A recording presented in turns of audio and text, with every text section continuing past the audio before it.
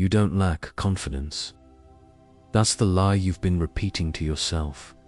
If confidence was about positivity, motivation, or self-belief, you would already have it. You've watched the videos. You've read the quotes. You've tried the affirmations, yet something is still off.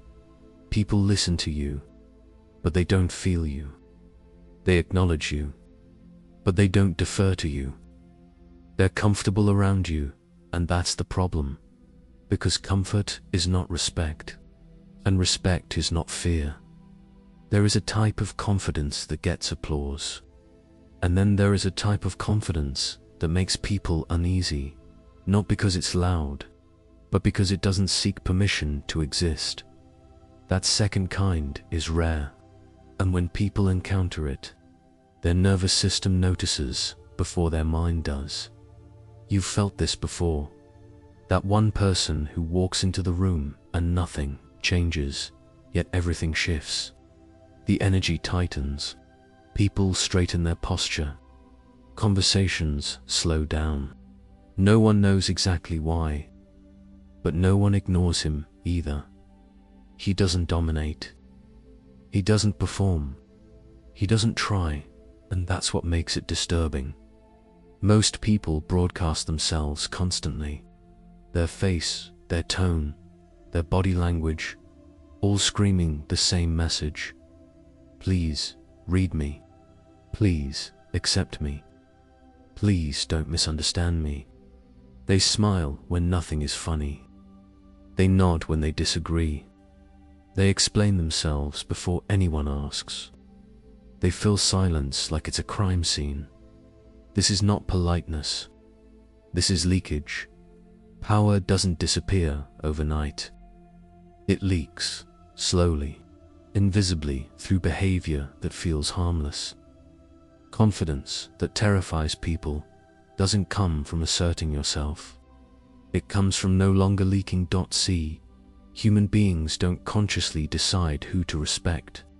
Their nervous system decides first. Then the mind creates reasons later. And the nervous system is always asking one question. Is this person self-contained? Or do they need something from me? The moment you need approval, reassurance, validation, or emotional safety from others, the hierarchy is set. Not because people are evil, but because they are human. Humans instinctively test. They probe boundaries. They lean just a little to see if you fold. And when you do, even politely, even unconsciously, they place you in a box. The nice one, the safe one, the predictable one. Once you're in that box, you are no longer a variable. You are no longer a threat, and harmless men are never feared. Machiavelli understood this centuries ago.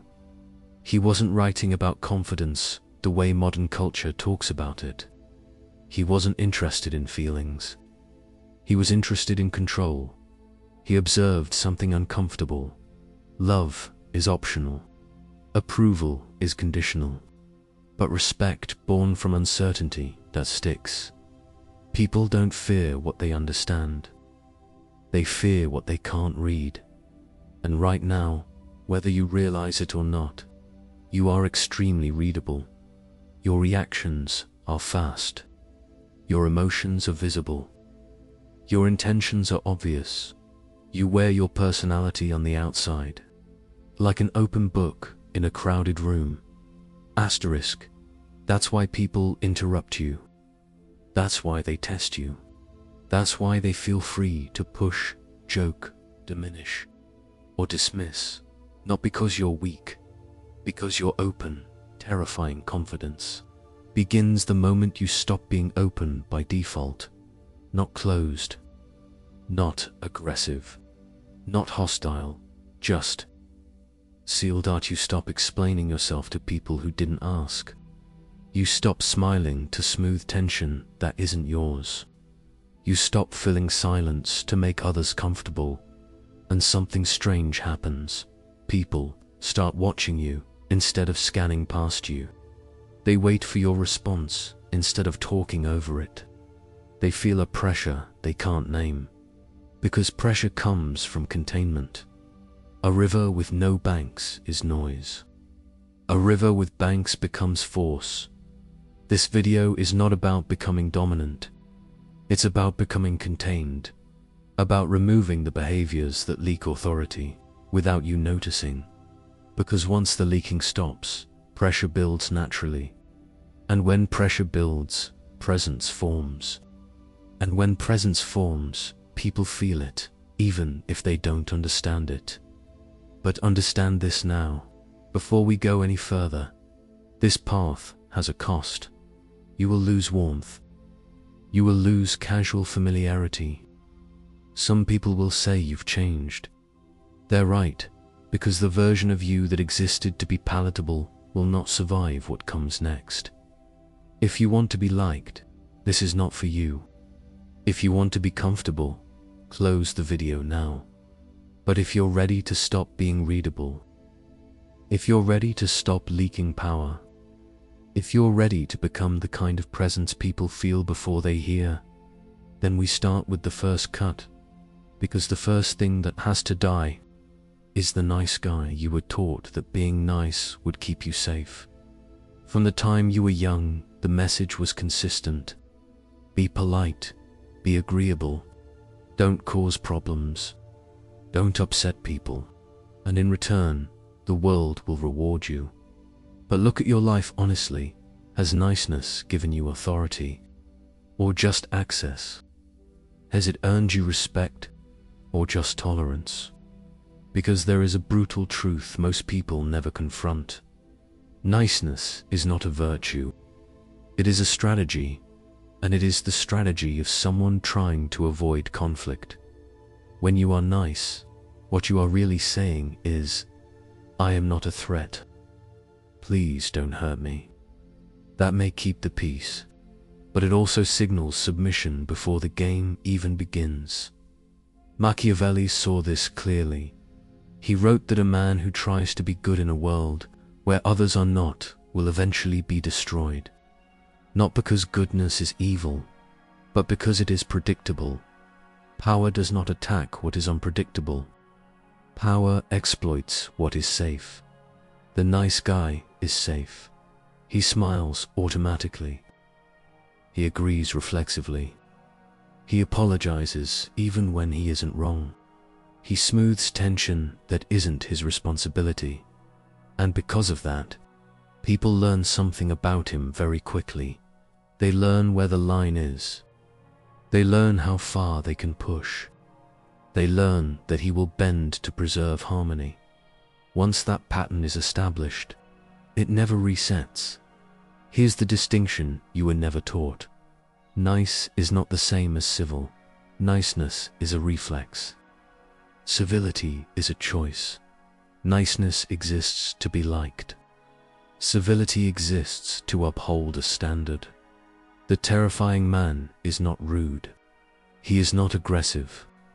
He is civil and detached. He holds the door. He speaks calmly. He uses manners, but none of it is done to earn approval. Behind his behavior is a wall, and that wall changes everything, because the moment people sense that your politeness is not a plea, but a discipline, their behavior toward you shifts. Asterisk. They don't relax. They don't lean. They don't test as easily. Why? Because they no longer feel in control of your emotional state. The nice guy is emotionally transparent. You can see when he's uncomfortable. You can see when he wants to be liked. You can see when he's afraid of friction. The dangerous man gives you nothing. His face doesn't rush to reassure. His tone doesn't rise to fill space. His emotions are not available for negotiation. And this is where most people panic. Because when you stop being nice, people get uncomfortable. They'll ask, "Are you okay?" They'll say, "You seem different." They'll joke, "Why so serious?" What they are really asking is, Why can't I read you anymore? That discomfort is not a problem. It is the signal that the hierarchy is changing. You see, confidence that terrifies people doesn't announce itself. It creates uncertainty. Think about the difference between two leaders. One yells, demands, you know exactly where you stand with him. He's loud, but he's not scary. The other rarely raises his voice. When something goes wrong, he goes quiet. He looks, he pauses. No explosion, no explanation, just stillness. That man terrifies people not because he's violent, but because he's unreadable. You don't know what he's thinking. You don't know what move comes next. And uncertainty forces respect to step into this. You must kill one behavior first. Default smiling. Watch yourself for a week. Notice how often you smile to smooth tension. How often you laugh at jokes that aren't funny. How often your face tries to manage other people's emotions. This is submissive signaling. It tells the room, I am safe. I will not disrupt. Stop doing it. Let your face rest. Let silence exist. Let people sit in their own discomfort at first. It will feel wrong. Your nervous system has been trained to associate neutrality with danger. It will scream, fix this. Say something, smile. Don't. Because every time you resist that reflex, you reclaim a small piece of authority. You are teaching people something new about you, that you are not here to be liked. You are here to be self-contained. And when you stop trying to be liked, you stop being predictable. That unpredictability is the root of psychological fear, because people don't fear strength. They fear not knowing where they stand. And next, we weaponize the one thing most people are terrified of. Silence. Most people are terrified of silence, not because silence is empty, but because silence feels like judgment. Watch two insecure people talk. They overlap each other. They interrupt. They rush to fill every pause. They keep the noise flowing like oxygen, because in their mind, if the sound stops, something bad will be revealed. Silence exposes. It forces the nervous system to turn inward. And most people do not like what they find there. This is why silence is power. Silence is not passive. It is pressure. When you remain quiet, you create a vacuum. And nature hates a vacuum. The anxious will rush to fill it. They will talk more than they intended. They will explain things you didn't ask about. They will negotiate against themselves, not because you manipulated them, but because their own discomfort did the work for you. The Machiavellian mind understands this. He does not chase conversation.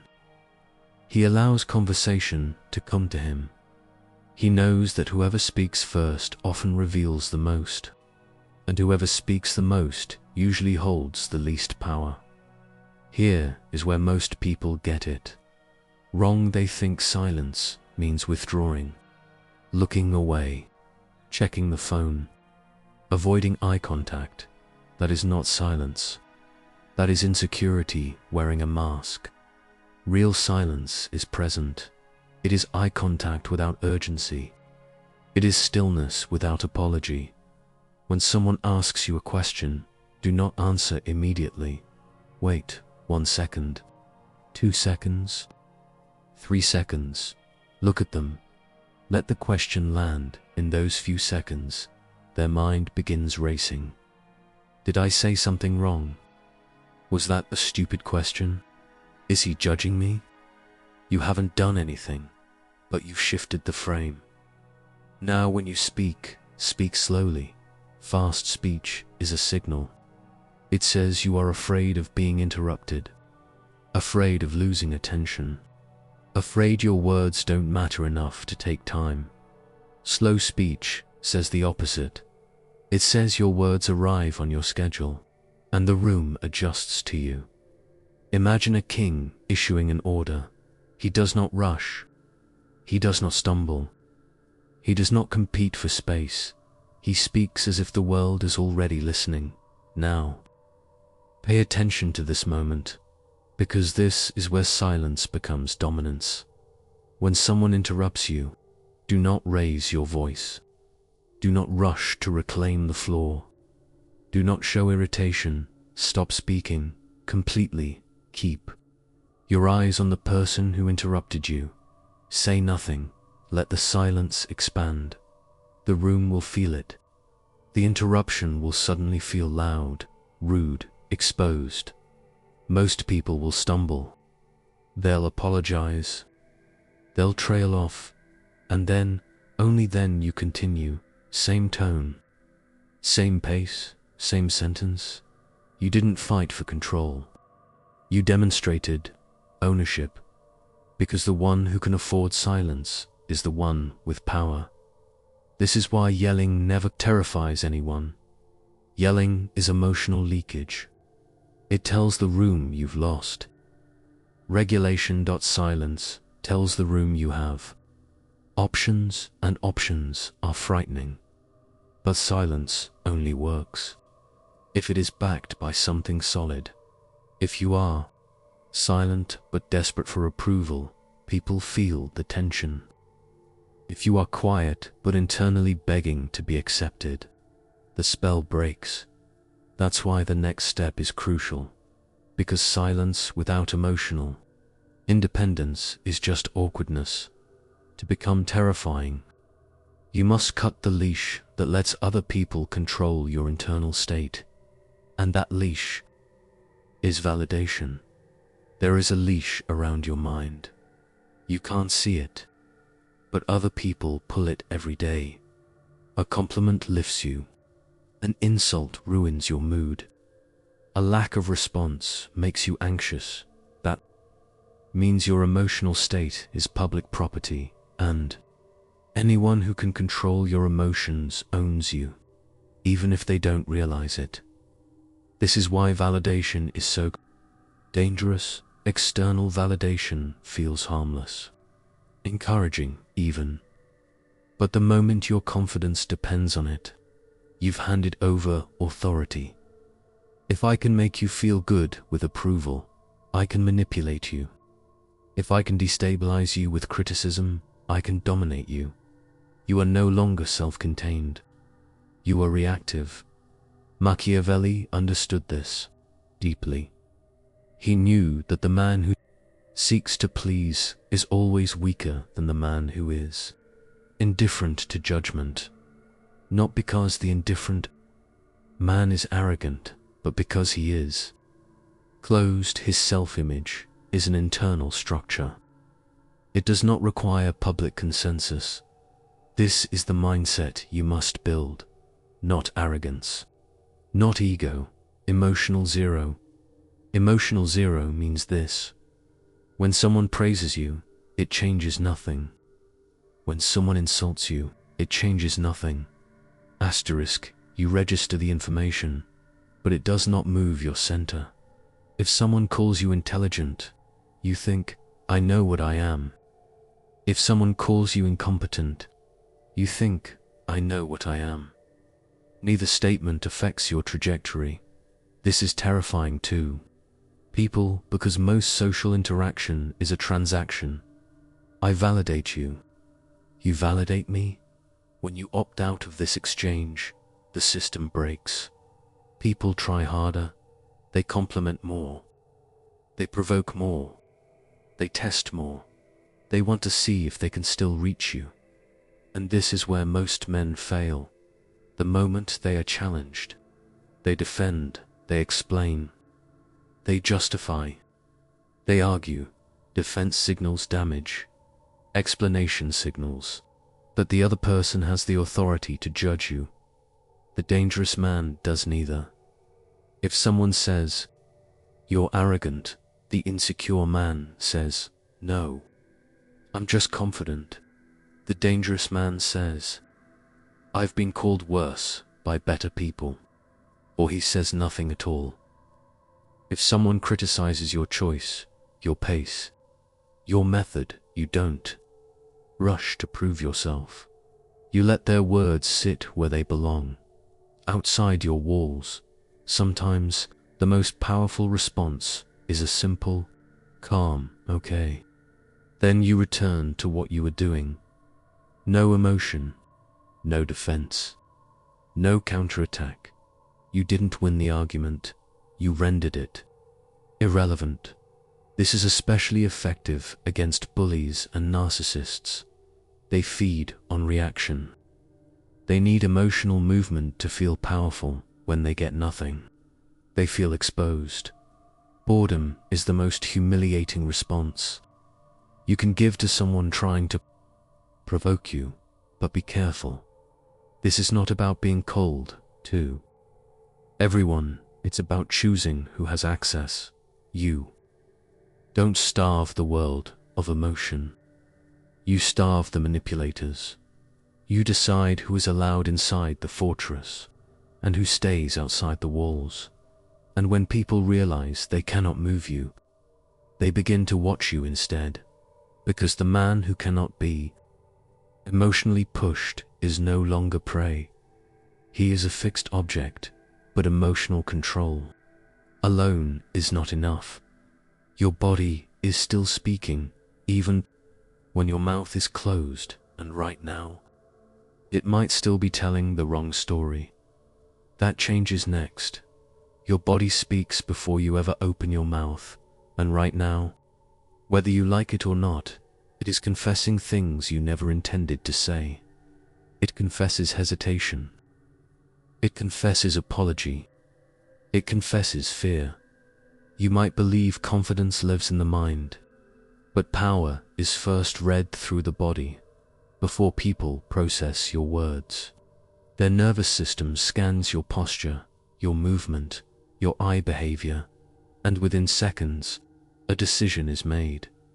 Predator or prey, leader or background, threat or furniture. Most people unknowingly shrink. They curl inward. They hunch their shoulders. They cross their legs tightly. They tuck their arms close like they're trying to disappear. This is defensive posture, and defensiveness always signals vulnerability. The man who terrifies does the opposite. He expands, not aggressively, not theatrically, naturally. He takes up space without asking permission. This is counterintuitive, so listen carefully. In physical danger, you protect your vital organs. In social hierarchy, you expose them, an open chest, relaxed shoulders, a grounded stance with weight evenly distributed. This signals one thing to the nervous system of others: I am not afraid of you. Fearlessness is unsettling. Sit back in your chair. Let your arms rest instead of clenching. If there's an empty seat next to you, occupy its space casually. You're not posturing. You're declaring ownership of space. Now the eyes. This is where most people betray themselves. Insecure eyes dart. They scan the room. They flick away mid-contact. They look for exits, allies, approval. This is prey behavior. Deer scan. Rabbits scan. Lions focus. Train your eyes to move slowly. When you look at someone, look fully. Not aggressively. Not staring. Present. When you break eye contact, do it deliberately. Not abruptly. This subtle control creates a strange effect. People begin to feel seen and evaluated, and evaluation creates pressure. Now, watch how you move through space. Have you ever done that awkward dance in a hallway? You step left. They step left. You apologize. That apology is not politeness. It's surrender. The dangerous man chooses a line and walks it. He doesn't stare people down. He doesn't puff his chest. He looks past them, toward his destination. Physics and psychology agree on this. The object with the most momentum wins. When you move with purpose, people feel it before they think it. They adjust. They step aside. They make room, not because you demanded it, because your intention was stronger than theirs. This is not arrogance. Arrogance seeks validation. This is vector. You know where you're going. And when you move through the world like you belong to your path, others instinctively get out of the way. But here's the mistake many people make. They try to look dominant while still being emotionally available to everyone. That contradiction collapses everything, because posture without boundaries is just performance, and performance requires constant energy. Real power, conserves. Which brings us to the next shift. Because if you're always available, always responsive, always there, your presence becomes cheap, and nothing cheap is feared. We live in an economy of attention, and like every economy, value is determined by scarcity. If something is everywhere, it is ignored. If something is rare, it is watched. This rule applies to money. It applies to resources, and it applies to you. Right now, you are probably too available. You reply quickly. You say yes automatically. You stay longer than you should. You explain your absence in detail. None of this makes you kind. It makes you cheap. When people know they can always reach you, your presence loses weight.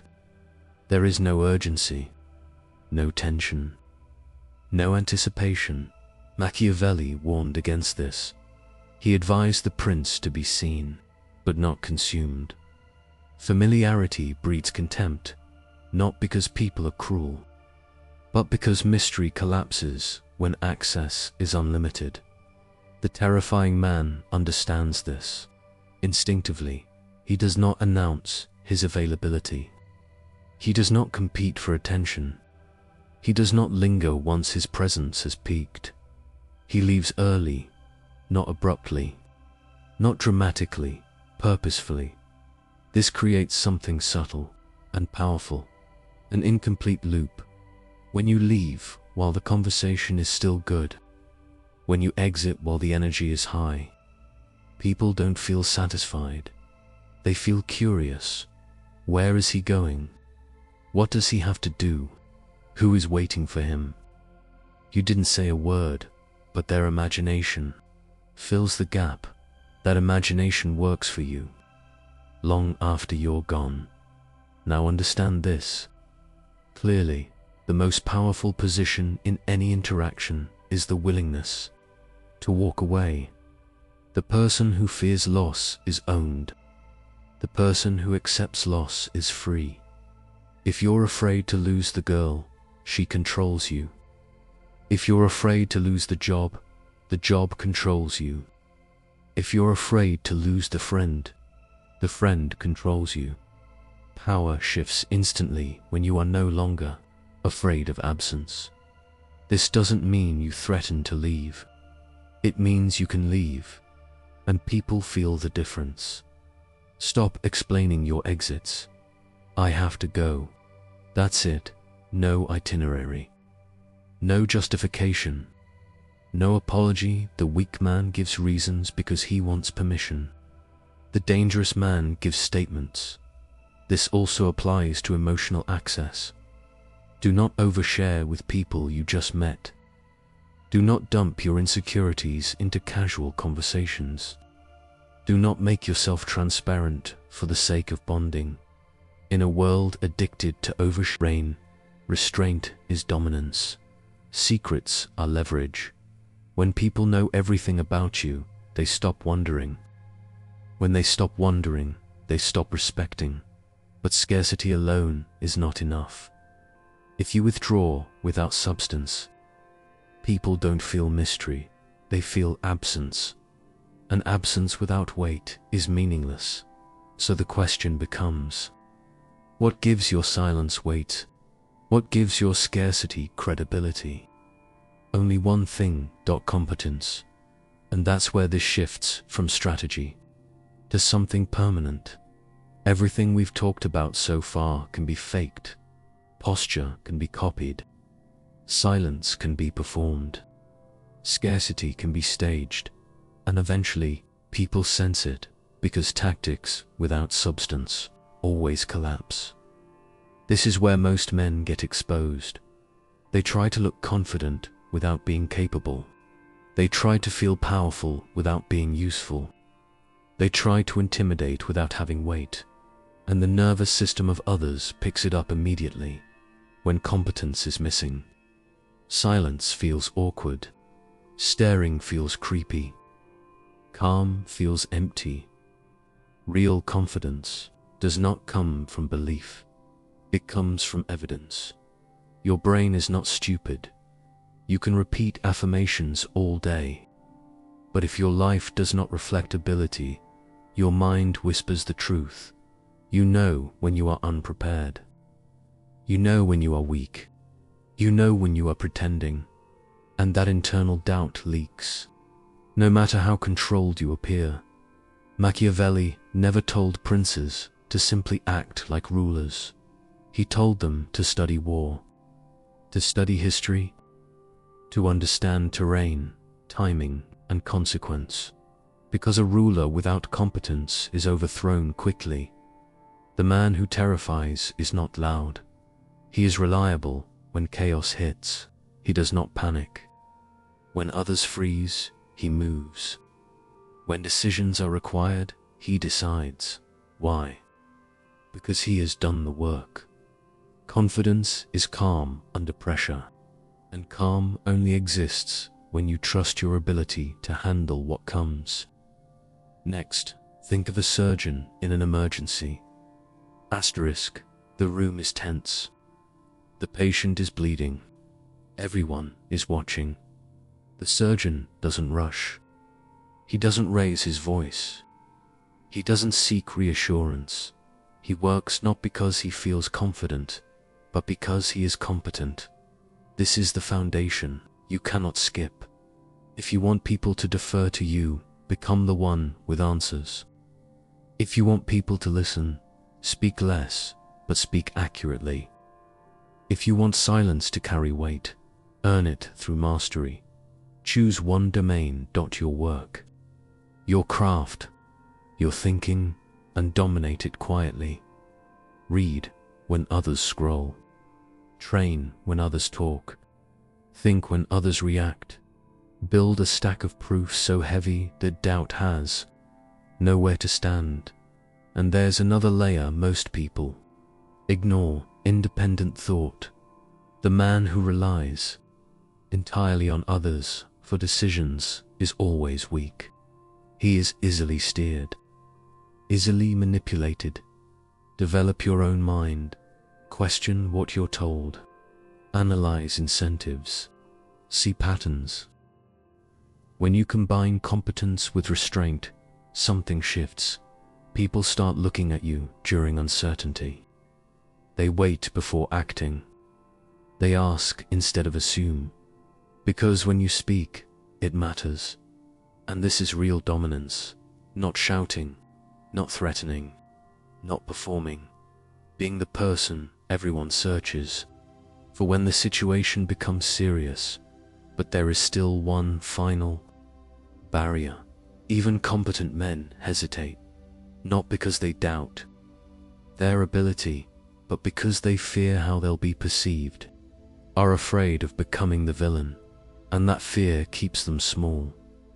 This is where most men stop, not because they lack discipline, not because they lack intelligence, but because they are afraid of one thing: being seen as the bad guy. You've been conditioned to avoid that label at all costs. To be fair, to be understanding, to be accommodating. And in doing so, you've trained yourself to betray your own boundaries. Here is the truth no one says out loud.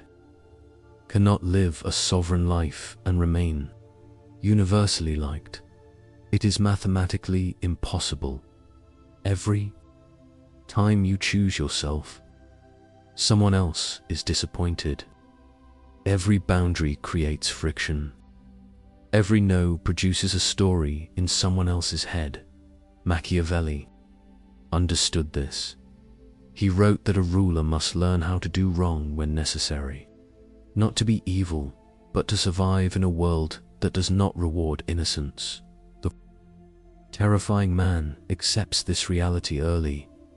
He does not try to manage everyone's perception of him. He does not explain his decisions to avoid judgment. He does not negotiate his boundaries. He understands something fundamental in someone else's story. He will be the villain, and he makes peace with that. This doesn't make him cruel, it makes him free.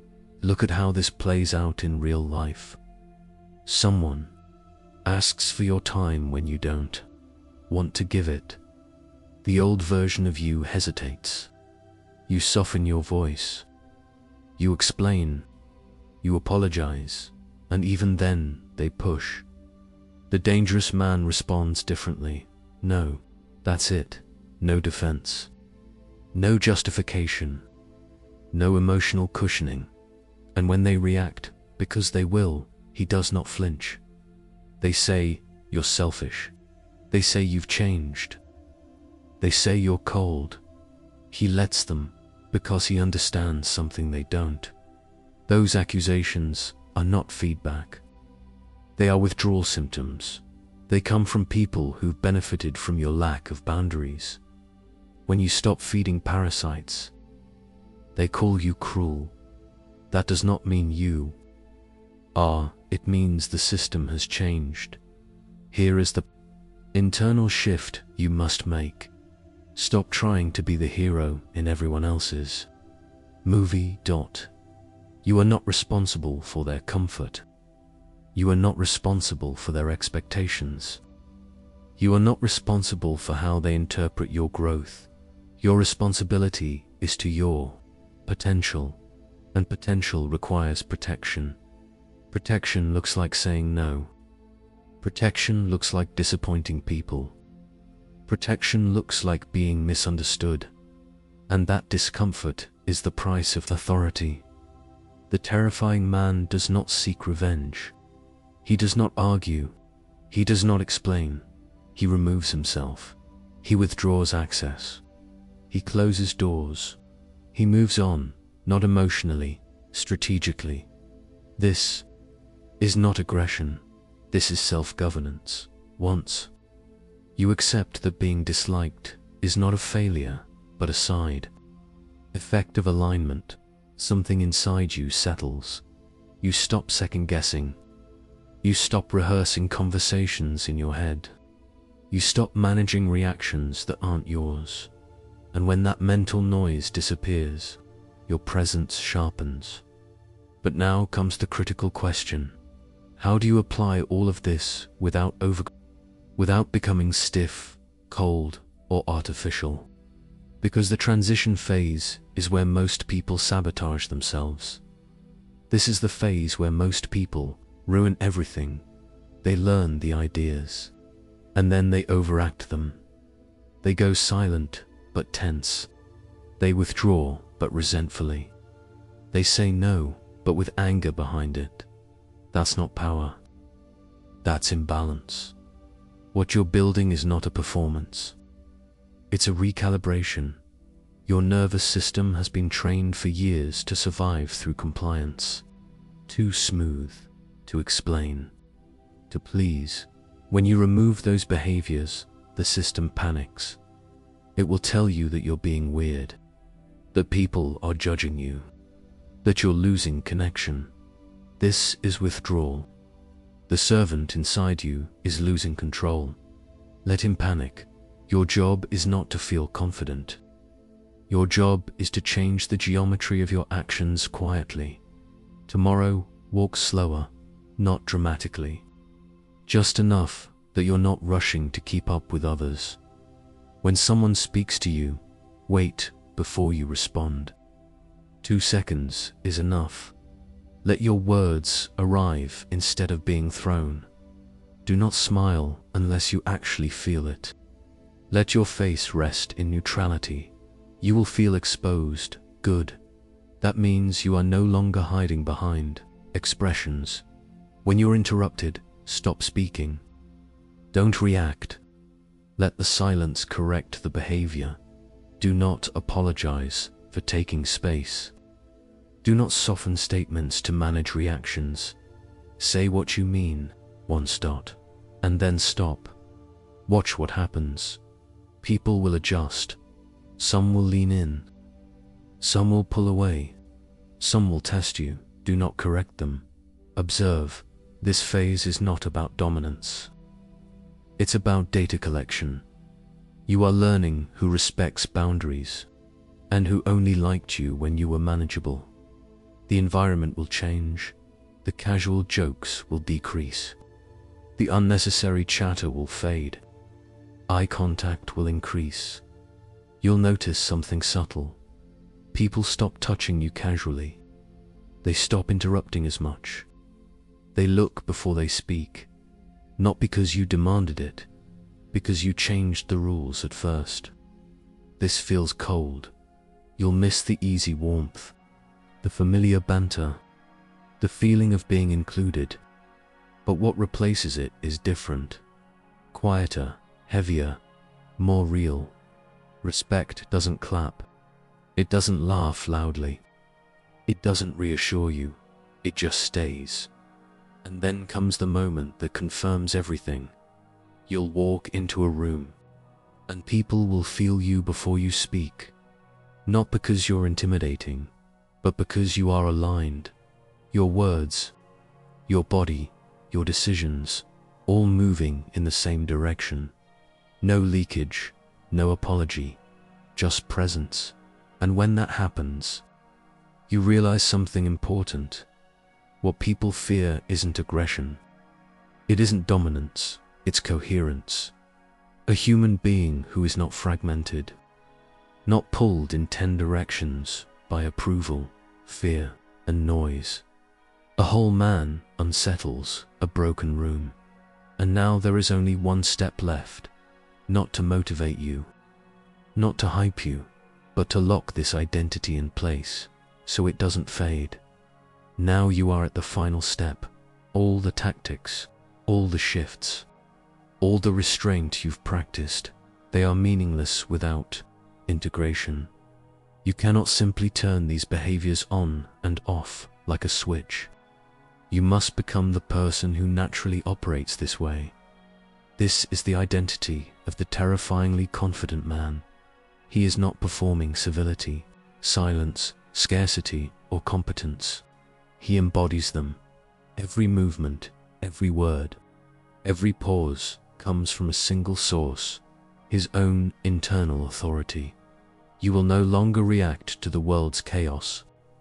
You will move through it with purpose, calm, and inevitability. People feel it. They respect it. Some may fear it. Some may resent it. And that is fine, because their opinion is no longer part of your internal calculus. You will say no without guilt. You will leave without explanation. You will hold your standards without apology. You will achieve without justification. This is not cruelty. It is sovereignty. You are no longer accessible at the price of your own power. You are no longer readable. You are no longer controlled. And here is the truth most men never reach. Confidence is not a feeling. It is a weapon, not one you wield over others to dominate them, but one you carry to protect your kingdom, the kingdom of your time, your focus, your purpose. Use it to kill the habits that made you weak. Use it to defend the life you are building. Use it to become the person who cannot be ignored, cannot be manipulated, and cannot be owned. Once you step fully into this, you cannot go back. The world sees you differently. Your peers see you differently. Even yourself. You see yourself as something heavier, something sharper, something complete. Machiavelli did not write for the masses. He wrote for those willing to bear the cost of power. So the final step is simple, but not easy. Choose yourself. Every day, every interaction, every decision. Do not negotiate your boundaries. Do not justify your absence. Do not soften your presence. Be contained. Be competent. Be independent. Be willing to be the villain when necessary. And when you do this, something remarkable happens. People stop reading you. They start feeling you, and that, ultimately, is terrifying. Not because you are loud, or violent, or aggressive, but because you are whole. You are the man others unconsciously defer to. The one who moves the pieces. The one who sets the rules. The one they cannot predict. That is confidence that terrifies. That is power you cannot buy. That is presence you cannot fake. And now you have it.